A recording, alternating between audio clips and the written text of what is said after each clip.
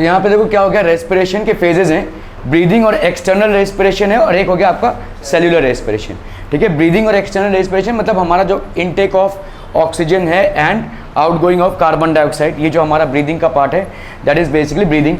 और सेल के लेवल पे जो रेस्पिरेशन होता है वो सेल के कौन से साइड पे होता है, सेल के कौन से साइड पे रेस्पिरेशन होता है, माइटोकॉन्ड्रिया ना, माइटोकॉन्ड्रिया में होता है जहां पे आपका पावर हाउस ऑफ सेल है। ठीक है, रेस्पिरेशन बेसिकली मतलब क्या है, ऑक्सीडेशन ऑफ फूड। ठीक है, breathing and exchange of gases is a part of respiration, it is not respiration in entirety. ठीक है भाई साहब, वो पूरा का पूरा रेस्पिरेशन नहीं है, सिर्फ एक पार्ट है, उस पार्ट में आपका रेस्पिरेशन का एक रिक्वायरमेंट कंप्लीट हो रहा है, इनटेक ऑफ ऑक्सीजन। रेस्पिरेशन का एक रिक्वायरमेंट कंप्लीट हो रहा है which is intake of oxygen. ठीक है, और दूसरा रिक्वायरमेंट भी कंप्लीट हो रहा है जो है outgoing of carbon dioxide. Respiration होता क्या है, जो आपने फूड लिया हुआ है उसका ऑक्सीडेशन, उसका बर्निंग होना, क्योंकि उसी से प्रोड्यूस होगी एनर्जी, और यही एनर्जी हमारे इंटरनल और एक्सटर्नल एक्टिविटीज में काम आएंगी। ठीक है, तो सेल्यूलर लेवल पे जो रेस्पिरेशन होती है वो कौन सी रेस्पिरेशन होती है भाई साहब, अगर हम देखेंगे इसका सिंपल सा इक्वेशन क्या है, C6H12O6 प्लस 6O2, ये आपका क्या है, ग्लूकोज, और हम बोल सकते हैं कार्बोहाइड्रेट्स। ठीक है, कार्बोहाइड्रेट्स जो आपको फूड से मिलता है। ये ऑक्सीजन आपको कहाँ से मिला है भाई साहब, ये आपको मिला है भाई साहब ब्रीदिंग इन से। ठीक है, ब्रीदिंग इन से आपको ये ऑक्सीजन मिला है। This is going to give you how much, 6CO2 that is carbon dioxide. ये भाई साहब बाहर जाएगा, ये कहाँ से बाहर जाएगा, where will it go from, हर सेल में ये हो रहा है भाई साहब, हर सेल में। ठीक है, प्लस 6H2O प्लस ATP। ठीक है, आप किसी ग्लास सरफेस में ऐसे अपने आप एक नाक रखिए अपने आप को, तो आप देखेंगे उसमें वाटर वेपर डेमट होगा क्या नहीं। ठीक है, ऐसे करो तो वो पूरा वाटर वेपर आ जाता है कि नहीं, तो ये वाटर वेपर है भाई साहब। ठीक है, plus ATP which is the adenosine triphosphate which is the currency of, यहाँ पे हम बोलेंगे इसको करेंसी ऑफ एनर्जी एक्सचेंज। ठीक है, एनर्जी इसमें एक्सचेंज होता है भाई साहब हमारे बॉडी में। ठीक है, 6CO2 भाई साहब, ये इसका निकलना जरूरी है और इसका आना जरूरी है, तो दोनों भाई साहब रेस्पिरेशन में होते हैं। ये हमको मिलता है हमारे एनवायरनमेंट से, और ये हमारे बॉडी में प्रोड्यूस होता है जो हमारे सांसों से बाहर जाता है। ठीक है, okay, so this is basically cellular level पे हो रहा है, और इसका साइट कौन सा होगा, माइटोकॉन्ड्रिया। ठीक है, माइटोकॉन्ड्रिया जो हमारे हर सेल में होता है, वो पावर हाउस होता है सेल का। ठीक है, this is where it happens, where ATP is basically manufactured. ठीक है, okay, so now let us see, also called as internal respiration. Cellular respiration को हम क्या बोलेंगे, cellular respiration is also known as internal respiration. ठीक है, cellular respiration is also known as internal respiration. ठीक है, सेल्यूलर रेस्पिरेशन वैसे क्या क्या हो जाएगा, cell, inside the cell there is an organelle called cell called mitochondria. ठीक है, ये माइटोकॉन्ड्रिया बेसिकली आपका क्या हो जाएगा, powerhouse of the cell. ठीक है, यहां पे क्या होगी, इनसाइड द माइटोकॉन्ड्रिया बच्चा पार्टी क्या होगा भाई साहब, ग्लूकोज इज ऑक्सीडाइज्ड। जो आपने देखिए आपके फूड में से क्या ऑब्जर्व हुआ है, कार्बोहाइड्रेट्स, कार्बोहाइड्रेट्स मतलब ग्लूकोज, इस ग्लूकोज का क्या होगा, ऑक्सीडेशन। ऑक्सीडेशन मतलब ऑक्सीजन ऐड होगा, कहां से, जो आपने सांसें ली हैं तो उससे ऑक्सीजन ऐड होगा। So glucose is basically oxidised, broken down by oxygen, तो ग्लूकोज का ब्रेक डाउन होगा, और इसी ब्रेक डाउन के फलस्वरूप आपको क्या मिलेगा, ATP, you are going to get ATP। ठीक है, so glucose is basically oxidised to, ठीक है, ये आपका एनर्जी हो गया, ATP, adenosine triphosphate, this is called adenosine triphosphate. ठीक है, glucose is oxidised to this, इसी को हम बोलेंगे it is a biochemical process. Biochemical process मतलब आपका बायोलॉजी और केमिस्ट्री दोनों एसोसिएटेड है इसमें। ठीक है, it's a biochemical process, oxygen आपको मिल रहा है अपने एनवायरनमेंट से, और केमिकली ये रिएक्ट हो रहा है आपके बॉडी के अंदर। It is the most energy efficient process. ठीक है, आज की तारीख में ह्यूमन बींग्स ने भी इतना एडवांसमेंट हुआ है, हम ऐसा कोई भी मशीन नहीं बना पाए हैं जहाँ पे इस तरीके की एफिशिएंसी हमको मिल पाए।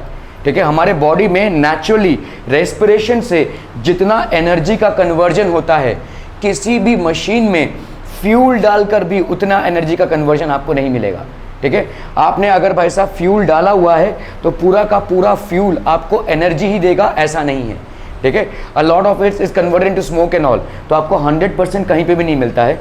हमारे रेस्पिरेशन का एनर्जी एफिशिएंसी ऑलमोस्ट 40% है, and this is the highest, अभी तक के हाईएस्ट है ये। मतलब हम अभी तक कोई भी ऐसा मशीन नहीं बना पाए हैं जो 40% के भी क्लोज आए, ठीक है, close to the energy efficiency of respiration that is happening naturally in all living organisms, ठीक है, okay. Chemical process is biochemical process, chemical process कहां पे हो रहा है भाई साहब? इन द लिविंग सेल, ठीक है। लेट अस से बहुत इंपॉर्टेंट है भाई साहब, cellular respiration. So inside the cell क्या होता है भाई साहब? This is glucose which is a 6 carbon compound. इसको आपको याद रखना है, ठीक है। ग्लूकोज आपका 6 कार्बन का कंपाउंड है। ग्लूकोज को अगर आप लिखेंगे तो क्या है? C6H12O6। तो ये क्या हो गया? 6 कार्बन कंपाउंड है कि नहीं? This is basically a 6 carbon compound. Are we clear? Glucose एक 6 कार्बन कंपाउंड हो गया, ओके। ये आपका ग्लूकोज हो गया, ठीक है। It is broken down into pyruvate. बहुत इंपॉर्टेंट है भाई साहब, pyruvate which is a 3 carbon compound. So glucose is broken down into pyruvate which is basically a 3 carbon compound. Are we clear? देखो ये 3 कार्बन कंपाउंड हो गया। 6 carbon compound is getting converted into pyruvate which is a 3 carbon compound. तो कितने pyruvate होंगे एक glucose से? 2 होंगे ना भाई साहब, समझ में आ रहा है? 6 कार्बन कंपाउंड एक ग्लूकोज में है, और एक पायरुवेट में कितने हैं भाई साहब? 3 कार्बन कंपाउंड। तो मतलब 2 पायरुवेट बनेंगे एक ग्लूकोज से, ठीक है, एक ग्लूकोज से भाई साहब। This takes place in the cytoplasm. बहुत इंपॉर्टेंट है, आप नोट करते जाइए इसको कि ग्लूकोज होता है आपका 6 कार्बन का कंपाउंड, उससे बनता है pyruvate which is basically a 3 carbon compound. This conversion happens in the cytoplasm, not in the mitochondria, ठीक है। माइटोकॉन्ड्रिया में अभी तक हम एंटर नहीं कर पाए हैं, ठीक है, ये साइटोप्लाज्म में ही हो रहा है। 6 carbon compound glucose getting broken down into pyruvate which is a 3 carbon compound. This happens inside the cytoplasm. Clear? This process is anaerobic. इसमें ऑक्सीजन की कोई रिक्वायरमेंट नहीं है। There is no requirement of oxygen in this process, ठीक है। तो the process of breakdown of glucose which is a 6 carbon compound into pyruvate which is a 3 carbon compound in the site of cytoplasm within the cell is basically an anaerobic part, ठीक है। Aerobic part मतलब oxygen की कोई requirement नहीं है। Absence of O2 में ये आराम से होता है। This is called glycolysis. Glycolysis, देखो ग्लूकोज से आता है ग्लाइको, और लिसिस मतलब उसका टूटना, 6 कार्बन से 3 कार्बन में आना, ठीक है, दैट इज कॉल्ड ग्लाइकोलिसिस, ठीक है। सो ग्लाइकोलिसिस का साइट क्या हो गया? साइटोप्लाज्म। ग्लाइकोलिसिस में क्या हो रहा है? 6 कार्बन का कंपाउंड जो शुगर है that is breaking down into pyruvate which is a 3 carbon compound. Clear? It happens in the cytoplasm. और क्या है भाई साहब? It is a anaerobic process, no requirement of oxygen for this process. क्या ये चीजें दिमाग में बैठ रही है भाई साहब? ठीक है, साइमल्टेनियसली बैठती रहनी चाहिए भाई साहब। ग्लाइकोलिसिस, ठीक है। तो ये कहां पे हो रहा है? Now pyruvate enters the mitochondria. अभी ये जो पायरुवेट मैन्युफैक्चर हुआ है भाई साहब, ये आपका किस में एंटर होगा? माइटोकॉन्ड्रिया में, ठीक है, माइटोकॉन्ड्रिया में एंटर होगा। 3 कार्बन कंपाउंड है ना, pyruvate is basically 3 carbon compound, ठीक है। ग्लूकोज बस 6 carbon compound. Here pyruvate is broken down in the presence of oxygen to release energy in the form of A2P। तो आपका powerhouse of the cell कौन है? Mitochondria. तो ये pyruvate अभी किस में टूटेगा भाई साहब? 3 कार्बन कंपाउंड में टूटते, इसमें भाई साहब क्या हो जाएगा? ATP। Pyruvate is broken down in the presence of oxygen. अगर प्रेजेंस ऑफ ऑक्सीजन है तो क्या प्रोसेस हो जाएगा? एरोबिक, ठीक है। Presence of oxygen to release energy in the form of ATP, ठीक है, to release energy in the form of ATP। तो आपका देखो in the presence of oxygen these are basically currencies of energy, ATP release होगी, ठीक है। और इस ATP से, तो ये बहुत इंपॉर्टेंट है, 38 ATP, ठीक है। क्रेब्स साइकिल में 38 ATP बेसिकली, क्रेब्स साइकिल क्या होता है विल सी, ठीक है। 38 ATP इज मैन्युफैक्चर, ठीक है। तो अभी हम जाते हैं भाई साहब किस में? माइटोकॉन्ड्रिया में। माइटोकॉन्ड्रिया में क्या एंटर कर रहा है? Pyruvate which is a 3 carbon compound. This pyruvate in the presence of oxygen breaks down into ATP, ठीक है, which is the currency of energy. Energy यही है, ठीक है। कितने ATP बनेंगे? 38 ATP। एक ग्लूकोज मॉलिक्यूल से कितने ATP बन रहे हैं भाई साहब? 38 ATP। पहला प्रोसेस क्या है रेस्पिरेशन का? ग्लाइकोलिसिस। कहां पे होता है? साइटोप्लाज्म में। क्या होता है उसमें? 6 कार्बन का कंपाउंड विच इज ग्लूकोज, नहीं ATP नहीं, 6 कार्बन का compound forms 3 carbon compound which is pyruvate. This process doesn't require oxygen, hence it is an anaerobic process. This pyruvate enters the mitochondria in the second step, ठीक है। और इस pyruvate का oxygen के साथ combination होता है कहां पे, माइटोकॉन्ड्रिया में, to release ATP, 38 ATPs per glucose molecule. Are we getting this people, ठीक है। So carbon dioxide and water are given out as by products, ठीक है। कार्बन डाइऑक्साइड और वाटर आपके बाई प्रोडक्ट्स होंगे इसमें, ठीक है। हाउएवर ड्यूरिंग हेवी एक्सरसाइज, तो ये आपका प्रॉपर साइकिल हो गया। The human muscle cells respire in the lack of oxygen. तो आपका जब बहुत हेवी आप एक्सरसाइज कर रहे हैं, कोई स्पोर्ट्स खेल रहे हैं या कुछ कर रहे हैं, तो हो क्या रहा है, your body is in requirement of extra energy, है ना भाई साहब, आपका बॉडी को एक्स्ट्रा एनर्जी चाहिए apart from the normal processes of excretion, जो आपका चलेगा ही, control and coordination, respiration, heart beat, इन सब के लिए तो भाई साहब एनर्जी चाहिए ही चाहिए। आप सो भी रहे होंगे तो ये प्रोसेस चलते रहेंगे। इन सब के अलावा जब आप बहुत कोई हैवी एक्सरसाइज में उलझ जाते हैं तो उसमें क्या होगा, you will require a very high amount of energy, and this extra amount of energy is required by your muscle cells, ठीक है, क्योंकि मसल्स में एक्टिविटी बहुत ज़्यादा हो रही है। तब क्या होता है, एक फॉर्म ऑफ रेस्पिरेशन होता है जिसको हम बोलते हैं अनएरोबिक रेस्पिरेशन। आपके मसल सेल्स में रेस्पिरेशन होता है, ठीक है। तो ये आपके मसल सेल्स हैं, लेट्स से, ठीक है, you are in the gym and you are basically raising the dumbbell और व्हाटएवर, ठीक है। So what will happen, so in the muscle cells pyruvate is broken down in the lack of oxygen. जहां पे भी lack of oxygen होगा, process क्या हो जाएगा भाई साहब, अनएरोबिक।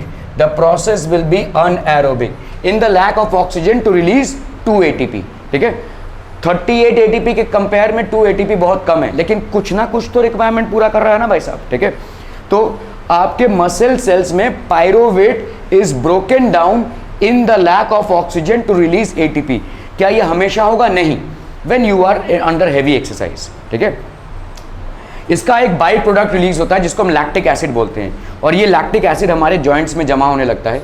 इसीलिए स्पोर्ट्स पर्सन अगर स्ट्रेचिंग नहीं कर रहे होंगे अपने स्पोर्ट्स एक्टिविटी के बाद या जिम जाने के बाद या जहाँ पे भी आप स्पोर्ट्स एक्टिविटी कर रहे होंगे, कोई भी फुटबॉल खेला, क्रिकेट खेला, तो आपकी स्ट्रेचिंग बहुत ज़रूरी है, उनका मसाज बहुत ज़रूरी है। उनको जो फिजियोथेरेपिस्ट, देखिए किसी भी क्रिकेट टीम या फुटबॉल की टीम के साथ फिजियोथेरेपिस्ट रहता है, ठीक है। ये फिजियोथेरेपिस्ट उनको भाई साहब ये एक्सरसाइजेस करवाता रहता है। ये एक्सरसाइजेस आपके क्या होते हैं, मतलब आपके जो लैक्टिक एसिड जमा होता है उसको स्ट्रेच आउट करता है। अब जब स्ट्रेचिंग करते हैं तो ये फैल जाता है, एक जगह जमा नहीं होता है। Accumulation will cause डेट्यूरेशन।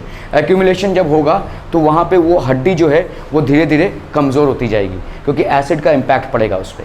वो एसिड पूरे बॉडी में फैल जाना चाहिए, तो that then it will nullify the effect, ठीक है। Okay, to release ATP. Pyruvate है, देखो 3 कार्बन कंपाउंड।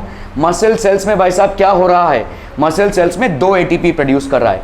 ये प्रोसेस आपका अनएरोबिक है without the assistance of oxygen. Are we clear on this one? ये देखो, ये जो बोल रहा था मैं, लैक्टिक एसिड आपका एक बाई प्रोडक्ट है, ठीक है, बाई प्रोडक्ट। इसमें आपका लैक्टिक एसिड बन जा रहा है एज अ बाई प्रोडक्ट, और इस लैक्टिक एसिड का बॉडी में फैलना बहुत ज़रूरी है। अगर आप मसल, मतलब आपके मसल्स में प्रोड्यूस हुआ है, आप कोई बैडमिंटन खेल रहे होंगे या लॉन टेनिस खेल रहे होंगे, क्रिकेट खेल रहे होंगे, बहुत हाई एक्टिविटी है तो मसल में लैक्टिक एसिड प्रोड्यूस हो गया। अगर ये मसल में ही रहेगा तो ये मसल के आजू बाजू जो हड्डियां हैं उन पे एक्ट करने लगेगा और वो कमज़ोर कर देगा। अगर आप स्ट्रेचिंग करोगे प्रॉपरली तो ये फैल जाएगा, ठीक है। सो it will not accumulate in one part. ऐसे बहुत सारे स्पोर्ट्स के लोग हैं, स्पोर्ट्स से एसोसिएटेड लोग हैं जो 50 साल बाद ऐसे बैठ नहीं पाते हैं। उनको अगर पलती मार के बैठने बोलो तो उनसे नहीं होता है, ठीक है। They will not be able to do it, ठीक है, बिकॉज उनको चेयर में बैठना भी मुश्किल हो जाता है एक टाइम के बाद, अगर उन्होंने स्ट्रेचिंग ठीक से नहीं किया होगा, क्योंकि ये जो लैक्टिक एसिड एक्यूमुलेट हुआ है दैट इज कॉज डेट्यूरेशन, ठीक है। तो स्पोर्ट्स को अगर हम प्रॉपरली करेंगे तो ही उसका पॉजिटिव रिजल्ट आएगा। Sports is good for health, but stretching simultaneously चलना चाहिए, ठीक है। Okay, so here lactic acid is formed as a by, this lactic acid gets accumulated in the muscle cells, इसीलिए इसका फैलना बहुत ज़रूरी है, ठीक है। ये आपका लैक्टिक एसिड है। Due to this the muscles feel fatigued during exercise, इसीलिए आपके मसल्स में फटीग होगा, ठीक है। ये लैक्टिक एसिड क्या करेगा भाई साहब, मसल्स के साथ उसका खींचातानी चलता रहेगा। एसिड है वो, मसल्स सॉफ्ट टिश्यूज होते हैं तो उस पर क्या होगा, उसका उस पर असर होगा, ठीक है। वो फटीग कर देगा, मतलब इसीलिए आप थक जाएंगे, ठीक है। Organisms like yeast respire in the complete absence of oxygen. भाई साहब ऐसे भी ऑर्गेनिजम्स हैं जिनको ऑक्सीजन की जरूरत ही नहीं है। ऐसे बहुत सारे बैक्टीरियाज हैं, they can survive in the environment of without oxygen, ठीक है। और ये इसी पे रिसर्च चल रहा है। शायद हम अभी तक जो भी प्लैनेट्स हैं हमने बोल दिया कि भाई साहब वहाँ पे ऑक्सीजन नहीं है तो कोई सर्वाइव नहीं कर सकता, लेकिन ऐसे बहुत सारे ऑर्गेनिजम्स हैं including yeast which we regularly use, they do not take in oxygen, हालांकि रेस्पिरेशन उनके अंदर भी चल रहा है। ठीक है, तो क्या इन प्लैनेट्स में जहाँ पे ऑक्सीजन नहीं है लाइफ की पॉसिबिलिटी है ना भाई साहब। ठीक है, ऑक्सीजन नहीं हुआ तो क्या हुआ, बहुत सारे ऑर्गेनिजम्स ऐसे हैं जो विदाउट ऑक्सीजन भी सर्वाइव कर सकते हैं। ठीक है, so yeast is one thing. Organisms like yeast respire in the complete absence of oxygen. तो ये ईस्ट क्या कर सकता है भाई साहब, जैसे हमारे मसल सेल्स में इनका भी वही होगा, पायरुवेट क्या होगा, broken down in the absence of oxygen to release energy, that is 2 ATP। ये 2 ATP का एनर्जी रिलीज होगा। क्लियर है? एरोबिक और अनएरोबिक रेस्पिरेशन क्लियर है। हमारे मसल सेल्स में अनएरोबिक रेस्पिरेशन होता है ड्यूरिंग स्पोर्ट्स एक्टिविटीज़। यहाँ पे होगा क्या, पायरुवेट जो ऑलरेडी बन चुका है कहाँ पे, साइटोप्लाज्म पे, 3 कार्बन वाला कंपाउंड है, उसका ब्रेक डाउन होकर हमको कितना मिलेगा, 2 ATPs मिलेगा। Are we clear through this one people? ठीक है, ओके। तो ये आपका 3 कार्बन वाला कंपाउंड है, देखो। ठीक है, this is going to in the absence of oxygen ATP। Here ethanol and carbon dioxide has formed as by products. So ethanol, आप देखोगे जिसमें भी आप ईस्ट ऐड करते हो उसका फ्लेवर बढ़ जाता है, इडली बनाने में या जो भी आप बनाते हो। ठीक है, क्यों बढ़ जाता है, क्योंकि भाई साहब यहाँ पे इथेनॉल प्रोड्यूस होता है और साथ ही साथ कार्बन डाइऑक्साइड। इडली फूल क्यों जाती है भाई साहब, ठीक है, क्योंकि जो ईस्ट आपने ऐड किया है उसमें, ठीक है, वो कार्बन डाइऑक्साइड उसको फुला देता है। कार्बन डाइऑक्साइड गैस है तो उसको वो फुला देता है। ठीक है, that is how it expands. ठीक है, are formed as by products. तो इथेनॉल हमारे बॉडी में क्या है, हमारे बॉडी में क्या है, मसल सेल्स में हो रहा है। The site of anaerobic respiration are muscle cells during high and rigorous sports activity. And what are the byproducts formed there? Lactic acid and carbon dioxide. Lactic acid and carbon dioxide. What are the byproducts formed here by yeast? It is ethanol and carbon dioxide. Process वही है, pyruvate का breakdown होकर 2 ATP release होगा दोनों में। ठीक है, कि इन दी एब्सेंस ऑफ ऑक्सीजन। तो इथेनॉल और कार्बन डाइऑक्साइड भाई साहब फॉर्म होगा। क्या हो रहा था,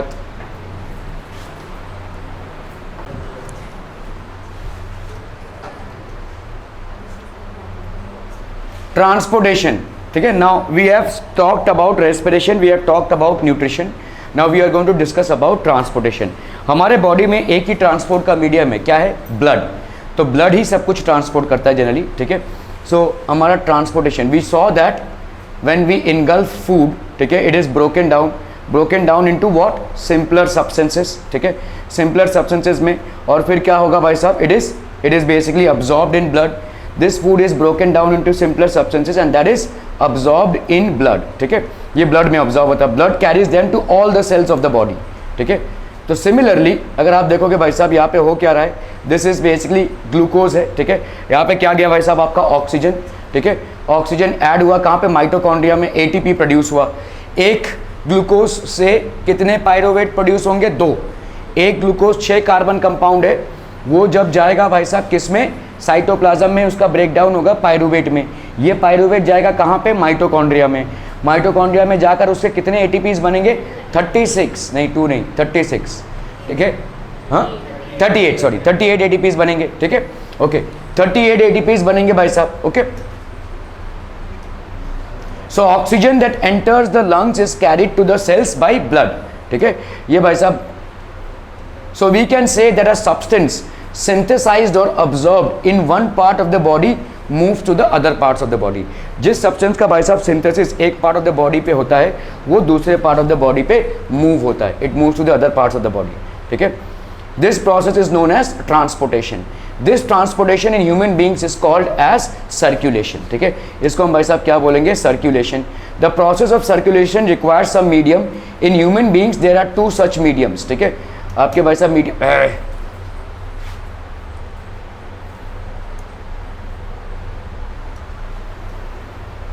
इन ह्यूमन बींग्स सर्कुलेशन। ठीक है, ये सर्कुलेशन भाई साहब ब्लड एंड लिम्फ 2 है आपके, ये मेजर है, ये माइनर है। ठीक है, blood and lymph, so these are basically circulatory organs. Blood is a fluid connective tissue. Fluid है मतलब ये लिक्विड है, ये पूरे बॉडी में फैल रहा है। और कनेक्टिव टिश्यू क्यों बोल रहे हैं, बिकॉज ये डिफरेंट ऑर्गन्स को कनेक्ट कर रहा है। It is basically connecting all the organs, ठीक है. It's a fluid connective tissue. A pumping organ is needed to push the blood around the body along with a network of tubes to reach all the tissues. और ये pumping organ कौन है भाई साहब? Heart, ठीक है. So this heart is basically pushing it to all the tissues. Okay, then we have a system to repair the damage from the time to time if it is damaged. आपका जो अगर lymph है, lymph क्या होता है भाई साहब? lymph में हमारे प्रोटेक्टिव एंजाइम्स होते हैं, ठीक है. हमारे बॉडी में अगर कुछ फॉरेन सब्सटेंसेस आ जाते हैं तो हमारे लिम्फ को, आपको अगर कोई हाथ पैर दबा दे मज़ा आता है बहुत, वाओ यू फील गुड. क्यों मालूम है? वाई? बिकॉज इस लिम्फ जो आपके नोड्स हैं वो फैलते हैं, ये लिम्फ आपका फैलता है, ठीक है. It basically spreads out and that creates a relaxation feeling आपके लिए, ठीक है. This lymph is what is there. वैसा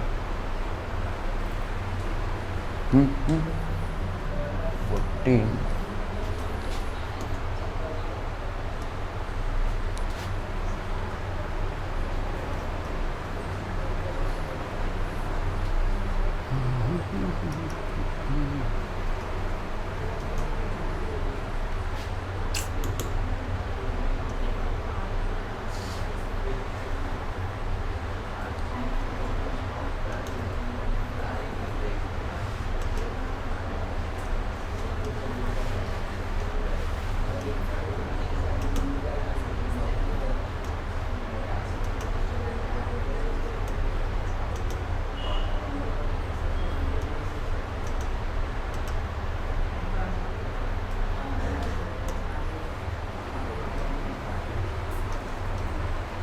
सो pumping organ is needed to push the blood. एक पंपिंग ऑर्गन की जरूरत पड़ेगी भाई साहब, ठीक है. A pumping organ is needed to push the blood around the body, ठीक है, हमारे बॉडी में. और ये पंपिंग ऑर्गन भाई साहब क्या हो जाएगा? This pumping organ is the heart, ठीक है. It the involuntary pump. Involuntary क्यों बोल रहे हैं? आपका जो हार्ट है वो आपकी इच्छा से नहीं चल रहा है, ठीक है. इट इज़ मतलब आप सोए हो तो भी चल रहा है, ठीक है, आप जागे हो तो भी चल रहा है. ये सब जो बातें हैं ना कि मैंने इसको दिल दे दिया, उसके दिल ले लिया, ये सब बेकार फालतू वाली बातें हैं. क्योंकि जो दिल होता है उसमें कुछ इमोशंस नहीं होता है, ठीक है. मेरा दिल उसके लिए धड़क रहा है. भाई साहब दिल जो है वो आपका ओनली एक पंपिंग ऑर्गन है. It is a pure pumping organ. तो yes, your heart beats become faster if you are in anxiety or love or emotions whatever it is. The reason why it happens is because आपका blood का pressure बढ़ जाता है, ठीक है. आपके blood के प्रेशर को कोप अप करने के लिए आपका हार्ट बीट्स बढ़ता है. But heart has got nothing to do with your emotions, ठीक है. So heart is basically the involuntary pump. ये आपके इच्छा से नहीं चल रहा है, इसीलिए हम इसको इनवॉलंटरी बोलते हैं, ठीक है. It operates on its own, ठीक है, विदाउट आवर विल, ठीक है. So the human heart, if you look at the human heart, it is a muscular organ and it is constantly pumping from the birth of a person to his death. It is constantly pumping, ठीक है. Size of the human fist, ज़्यादा करके हमारे heart का size क्या होगा? हमारे जो मुट्ठी का, बंद मुट्ठी का जो साइज़ है, आपके बंद मुट्ठी का जो साइज़ होता है वही आपके हार्ट का साइज़ होगा, ठीक है. अगर कोई बहुत लंबा चौड़ा इंसान होगा तो उसके बंद मुट्ठी का जो साइज़ है वही उसके हार्ट का साइज़ होगा, ठीक है. It is a size of a human fist, ठीक है. Human fist covered by pericardial membrane. तो यहाँ पे एक मेम्ब्रेन होता है obviously for its protective covering, और इसको हम बोलते हैं पेरिकार्डियल मेम्ब्रेन, ठीक है. सारी चीज़ें जहाँ पे भी ये वर्ड आता हो ना, कार्डियक, ठीक है, वो आपका हार्ट से ही जुड़ा है. आप देखोगे एम्बुलेंस में भी लिखा रहता है, देखो कार्डियक, ठीक है. क्योंकि किसी हार्ट के पेशेंट को, किसी को हार्ट अटैक आया है तो वो एम्बुलेंस उसको लेकर जा रहा है, तो मतलब उस एम्बुलेंस में सारे अरेंजमेंट्स ऐसे हैं ताकि हार्ट अटैक को, इन पेशेंट को बचाया जा सके, ठीक है. Covered by a pericardial membrane. So anything associated with the heart is basically cardiac, ठीक है. Membrane, outer covering. कार्डियल मतलब होता है आपका हार्ट, ठीक है.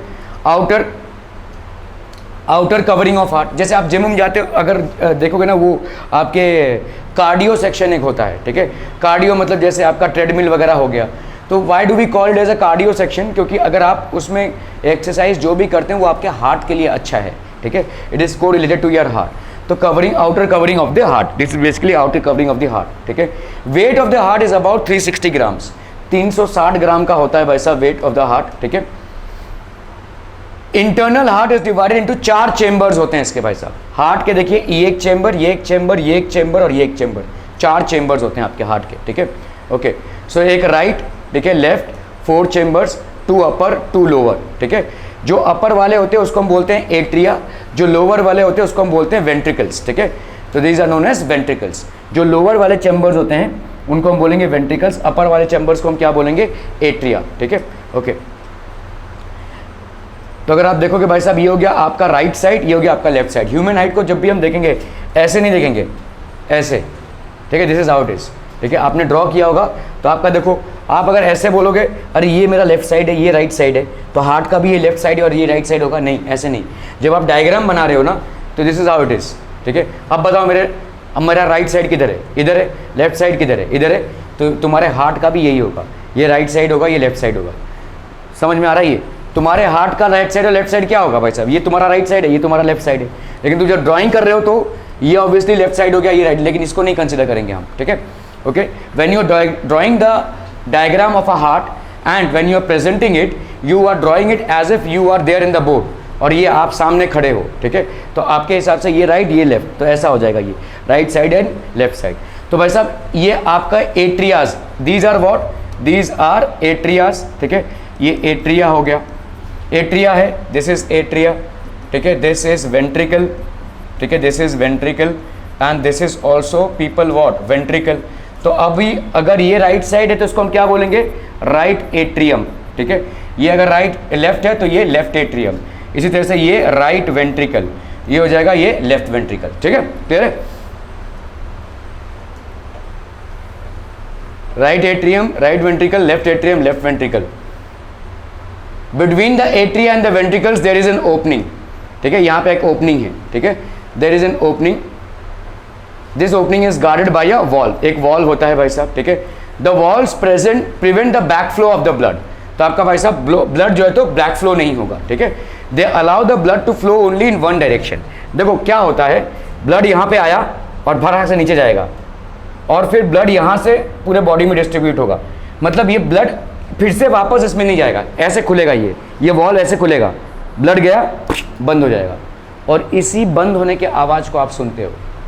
ये जो हमारा दिल धक धक धक धक कर रहा है ना, ठीक है, ये जो हमको आवाज़ सुनाई देती है, that pulse that you feel is basically closing of these doors, ठीक है। तो ऐसे गया ठप ठप, ऐसा हो रहा है, ठीक है। तो इस साउंड को हम लब डब साउंड बोलते हैं, ठीक है। दिस साउंड टेक्निकली, ठीक है, आपका जो साउंड है this is known as a lub dub sound, ठीक है, this is known as lub dub sound and this is formed by the closing of these ये आपके जो वॉल्व्स हैं इनके क्लोजेस से होता है ये, ठीक है। The walls prevent the black flow of the blood, that is, देखो ब्लड का यूनिडायरेक्शनल फ्लो रहेगा, मतलब राइट एट्रियम से राइट वेंट्रिकल, लेफ्ट एट्रियम से लेफ्ट वेंट्रिकल, इधर से इधर नहीं जाएगा ये, ठीक है, क्योंकि बंद हो जाएगा, ठीक है। So the walls prevent the black flow of blood, that is they allow the blood to flow only in one direction from atria to the ventricles. The right side of the heart always deals with the deoxygenated blood, इसीलिए देखो blue colour है, जहाँ पे भी आपको blue colour मिलेगा मतलब deoxygenated blood है। डीऑक्सीजनेटेड ब्लड मतलब जिसमें ऑक्सीजन की कमी हो गई है। हमारा जो ब्लड है पूरे शरीर में बह रहा है, तो पूरे शरीर में वो क्या डिस्ट्रीब्यूट कर रहा है, ऑक्सीजन। भाई साहब ऑक्सीजन बांटते बांटते उसके पास और ऑक्सीजन बचेगा ही नहीं, so it will become deoxygenated, that's the reason it is blue coloured, ठीक है, its reason is blue coloured, ठीक है।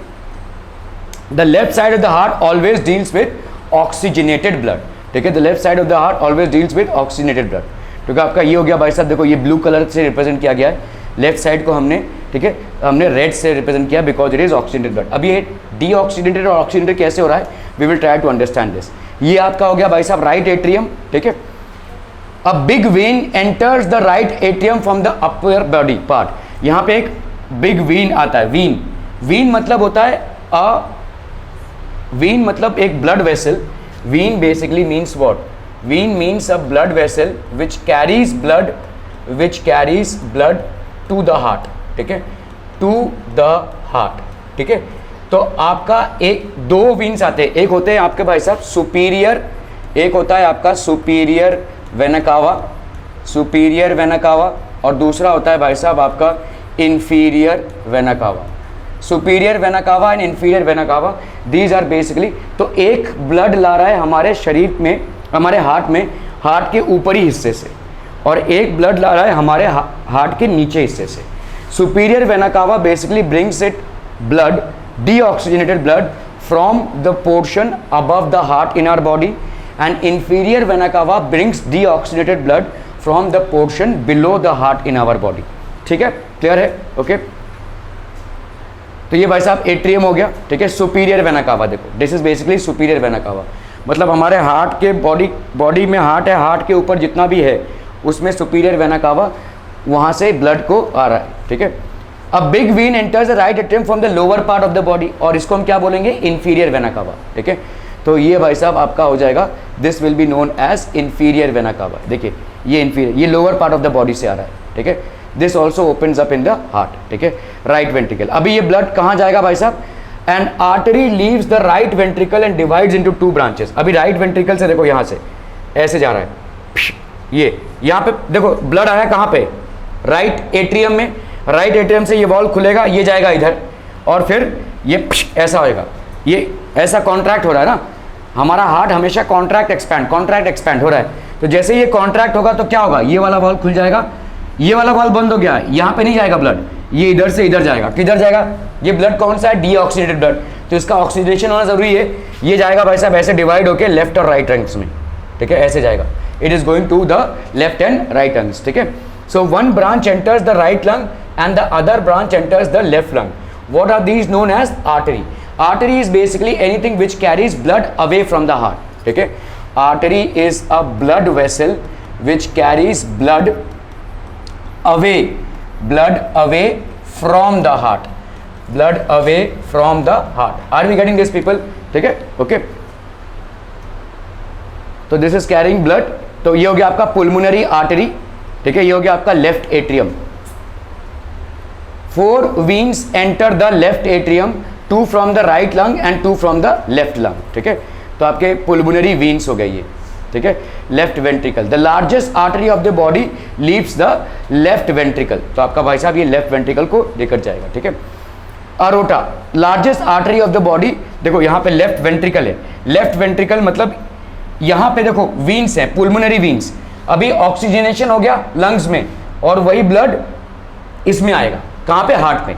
तो ये हार्ट में एंटर हो रहा है, देखो ये पुलमोनरी वीन से हार्ट में एंटर हो रहा है. कहाँ पे आ रहा है? लेफ्ट एट्रियम में. लेफ्ट एट्रियम में ये खुलेगा और ये आएगा इधर, ठीक है. ये रेड ब्लड है, मतलब ये ऑक्सीजनेटेड ब्लड है. क्या ये समझ में आ रहा है? तो ये जैसे ही कॉन्ट्रैक्ट होगा, ये भाई साहब क्या हो जाएगा? ये वाला वॉल खुलेगा, ये जा रहा है आपके पूरे बॉडी में डिस्ट्रीब्यूट होता हुआ, ठीक है. This will be known as the largest artery of the body which is known as aorta. इसमें भाई साहब जा रहा है ब्लड, ठीक है. This is what is going, ठीक है. डॉक्टर के पास जाते हो तो ये पल्स फील करते हैं ना. What is this pulse? Basically pulse आपका हार्ट बीट ही है.